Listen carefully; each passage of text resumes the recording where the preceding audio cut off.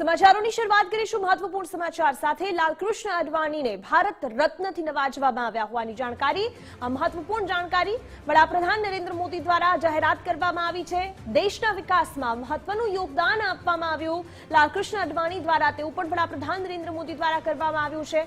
આ સાથે જ પીએમ મોદીએ ફોન કરીને લાલ અડવાણીજીને શુભકામનાઓ પણ આપી હતી અને લાલકૃષ્ણ અડવાણી કે જેમને ભારત રત્નથી સન્માનિત કરવામાં આવ્યા છે, લાલકૃષ્ણ અડવાણી કે જેમને કોઈ પણ પ્રકારની ઓળખાણની જરૂર નથી, આરએસએસ થી લઈને દેશના ઉપ વડાપ્રધાન બનવા સુધીની તેમની સફર ખૂબ જ મહત્વપૂર્ણ રહી છે। એટલું જ નહીં, જે રીતે અયોધ્યા નગરી બની છે અને તેમાં પણ તેમનો સિંહ ફાળો રહ્યો છે। ભાજપના સહસંસ્થાપક નેતાઓમાંના એક છે લાલકૃષ્ણ અડવાણી। આ સાથે જ તેઓ રાષ્ટ્રીય સ્વયંસેવકના પણ સભ્ય રહી ચૂક્યા છે। આરએસએસ માંથી જ તેમણે પોતાના રાજકીય કારકિર્દીની શરૂઆત કરી હતી અને તે બાદ સતત તેઓ ઉપ વડાપ્રધાન બન્યા ત્યાં સુધી અવિરત કામ કરતા રહ્યા। અનેક વખત તેઓ ભાજપના રાષ્ટ્રીય અધ્યક્ષ પણ રહી ચૂક્યા હતા અને ભાજપને ભારતીય જનતા પાર્ટી કે જેમની શરૂઆત 2 બેઠકોથી થઈ હતી ત્યારથી લઈને અત્યાર સુધીમાં મજબૂત ભારતીય જનતા પાર્ટી બનાવવાની કામગીરી કરી। 1999 થી 2004 દરમિયાન તેઓ નાયબ વડાપ્રધાન પણ રહ્યા છે। આ સાથે જ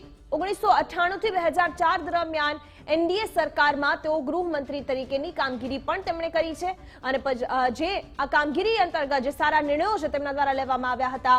2015માં તેમને પદ્મ વિભૂષણ થી સન્માનિત કરવામાં આવ્યા હતા અને આજે વડાપ્રધાન નરેન્દ્ર મોદી દ્વારા જે જાહેરાત કરવામાં આવી છે તેને ભારત રત્ન થી સન્માનિત કરવામાં આવ્યા છે। 1951 થી 1957 સુધી જનસંઘના તેઓ સચિવ પણ રહ્યા હતા।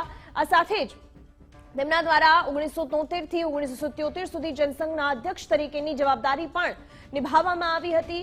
જનસંઘના અધ્યક્ષ હોય કે પછી ભારતીય જનતા પાર્ટીના અધ્યક્ષ, ત્યાં સુધીની તેમની જે જવાબદારીઓ છે તે તેમણે ખૂબ જ સારી રીતે નિભાવી હતી।